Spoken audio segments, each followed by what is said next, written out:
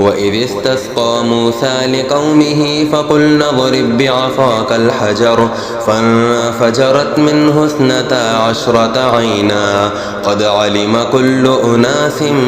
مشربهم كلوا واشربوا من رزق الله ولا تعثوا في الأرض مفسدين وإذ قلتم يا موسى لن نصبر على طعام واحد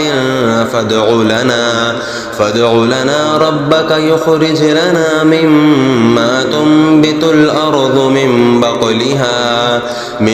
بقلها وقثائها وفومها وعدسها وبصلها قال أتستبدلون الذي هو أدنى بالذي هو خير اهبطوا مصرا فإن لكم ما سألتم وضربت عليهم الذلة والمسكنة وباءوا بغضب من الله ذلك بأنهم كانوا يكفرون